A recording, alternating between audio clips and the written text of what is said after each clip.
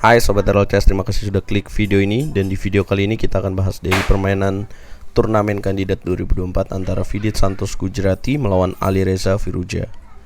Nah, ini partai yang sangat viral hari ini. Kalau kalian sudah melihat dari video lain mungkin ya, atau pembahasan dari channel lain. Nah, tapi biasanya kurang lengkap tanpa pembahasan dari RLCS. Anjay. Oke, kita akan bahas Vidit Santos Gujarati memegang bow putih memulai dengan langkah E4, dijawab Alireza dengan langkah C5, kemudian kuda F3 dan D6. Ini merupakan pembukaan Sicilian defense. Dan kemudian D4 dilanjutkan, pukul pion D4, pukul lagi dengan kuda dan kuda F6. Kemudian kuda C3 dan kuda C6 dilakukan oleh Alireza Firouzja. Nah, ini variasi apa sih yang dimainkan? Kemudian putih gajah C4.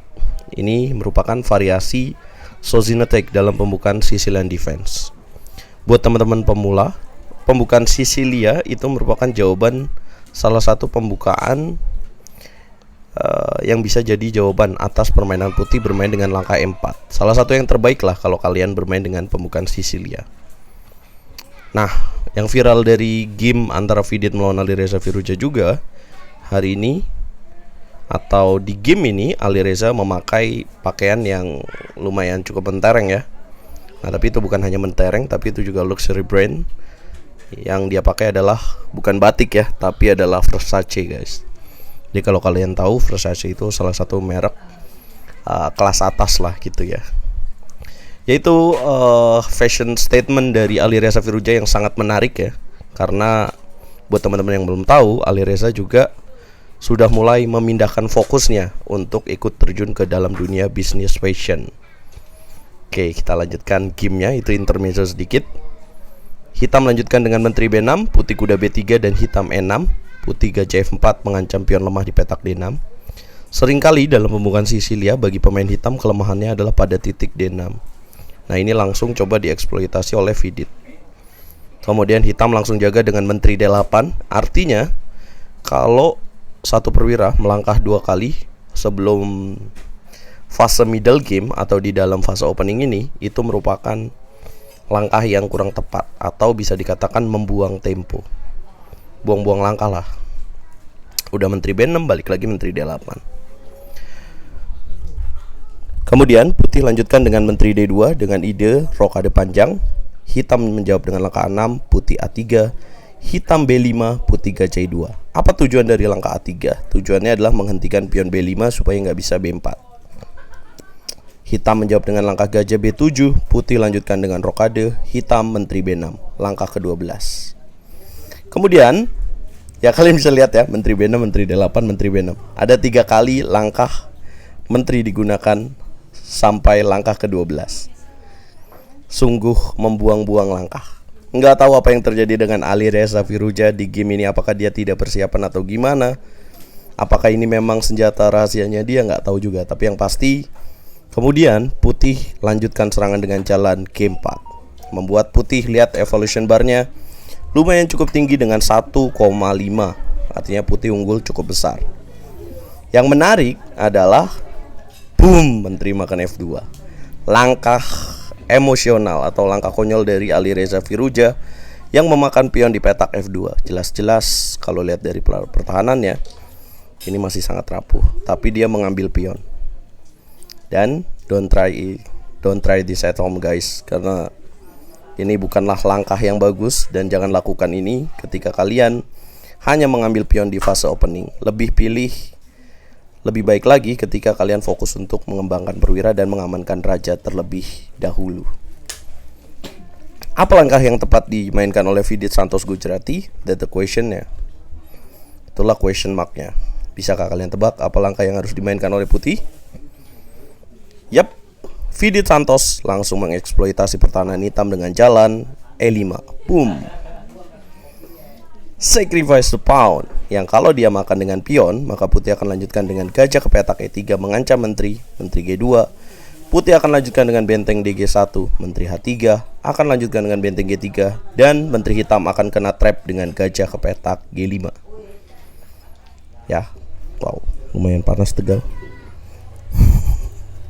Oke, jadi akan kena trap di situ, guys. Dan ini ya pasti akan kalah ya teman-teman, dengan posisi seperti ini.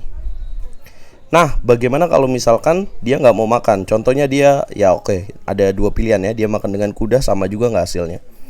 Maka ini lebih konyol ya. Kalau dia makan pakai kuda, ada discover check dengan gajah, makan pion B5, menteri akan hilang. Jadi nggak bisa dimakan sebenarnya pion di petak E5, dan dia juga mengancam pion D6. Kalau hitam pilih rokade, ya kudanya hilang. Jadi kudanya harus diselamatkan. Satu-satunya jawaban terbaik di sini adalah dengan kuda D7. Itulah langkah yang dipilih oleh Alireza. Putih sikat pion di petak D6, menjadikan pion yang sangat berbahaya dan makin mengurung pertahanan hitam. Hitam menteri B6, putih gajah E3, menteri lagi mundur. Jadi kalau dihitung total udah 5 langkah ya, pemborosan langkah dari hitam. Nah, kemudian putih lanjutkan dengan benteng H-F1, hitam kuda C ke petak E5, dan putih menteri D4. Ini juga yang menarik di game ini karena Vidit cukup lama menghabiskan waktunya. Kalian bisa lihat bedanya 1 jam. Dan ini formatnya 2 jam 40 langkah ya, 2 jam untuk 40 langkah pertama. Kemudian benteng C8, putih menteri A7, hitam gajah C6, putih mulai mengibuli hitam dengan menyikat pion-pionnya. Benteng A8, gajah A7, kemudian G6, sikat pion dengan gajah. Gajah 6 skak, raja B1, sikat gajah pakai gajah, sikat balik dengan kuda. Hitam melakukan rokade pendek. Aduh, sendawa nih. Oke.